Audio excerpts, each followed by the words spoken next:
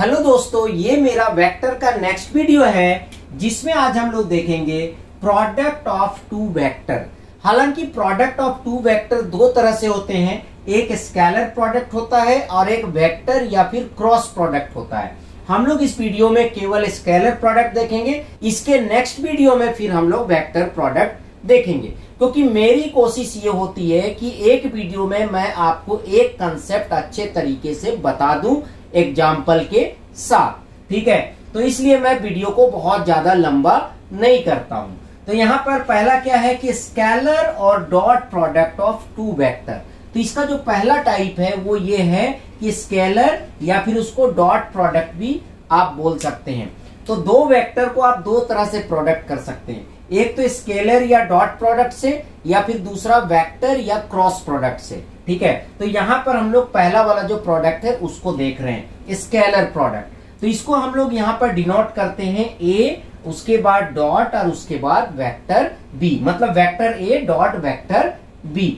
यहां पर क्या होता है कि अगर आप स्केलर प्रोडक्ट कर रहे हैं या फिर डॉट प्रोडक्ट कर रहे हैं दो वेक्टर का, तो आपको यहाँ पर जो है i डॉट आई या फिर j डॉट जे या फिर k डॉट के क्या होता है 1 हो जाता है।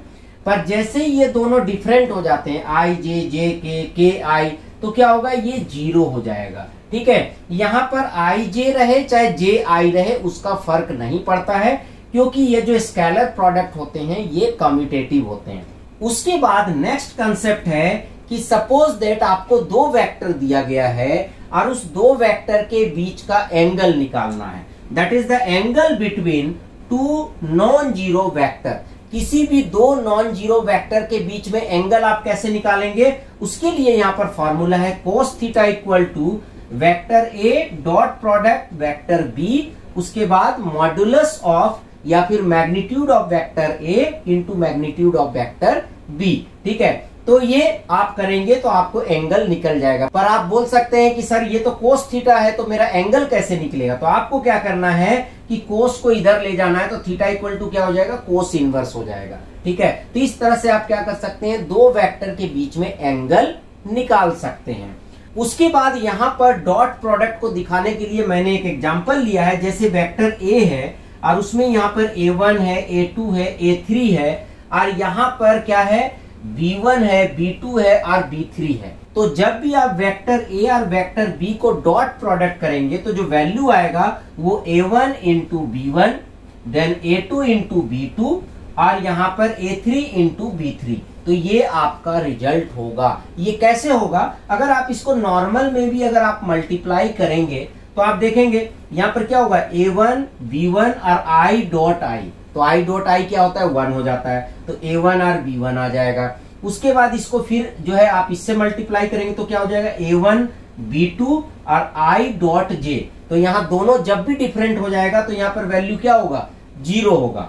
इसका मतलब केवल यहाँ पर A1 B1, A2 B2 और A3 B3 के केस में यहाँ पर I डॉट आई 1 हो जाएगा, J डॉट जे 1 हो जाएगा, K डॉट के 1 हो जाएगा, और बाकी सारे केसेस में वो 0 हो जाएगा। तो इस तरह से आपका वैल्यू जो है वो ये आएगा।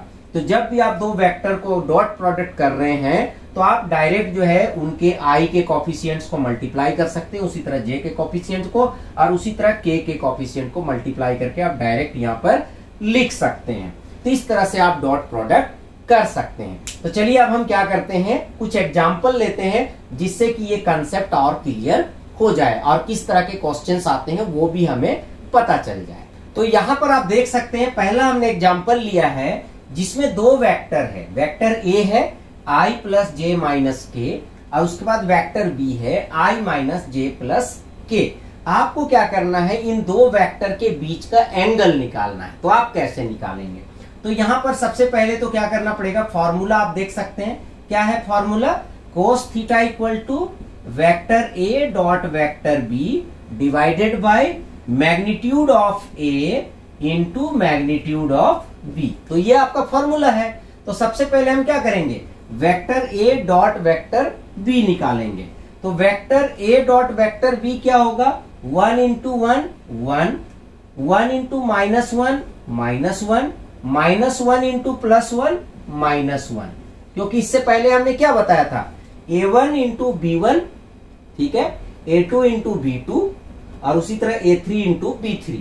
तो हमने डायरेक्ट यहां पर मल्टीप्लाई कर दिया। और आपको ऐसे ही एंट्रेंस एग्जाम में करना है, आपको ज्यादा टाइम जो है वेस्ट नहीं करने हैं, ठीक है। उसी तरह मॉड्यूलस ऑफ ए क्या हो जाएगा 1 1 1, तो √3। उसी तरह मॉड्यूलस ऑफ बी क्या हो जाएगा 1 1 1, तो √3। क्यों?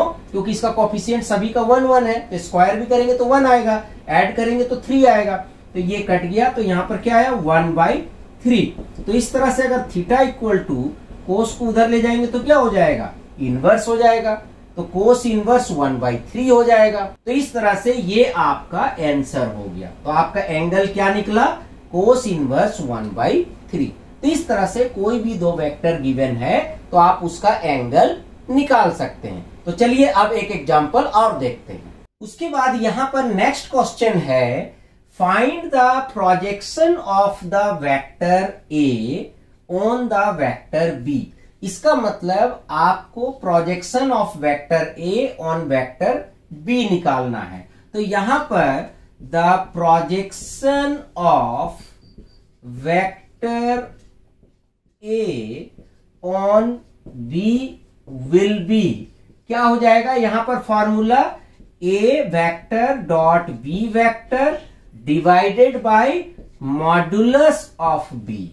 ठीक है, यहां पर क्या हो जाएगा, मॉड्यूलस ऑफ बी। तो ये जो होगा, this is the projection of vector A on B. अगर यहां पर लिखा होता projection of vector B on A, तो यहां पर नीचे ए होता। यहां पर ए ऑन बी लिखा हुआ है, इसलिए यहां पर बी आपका नीचे आएगा।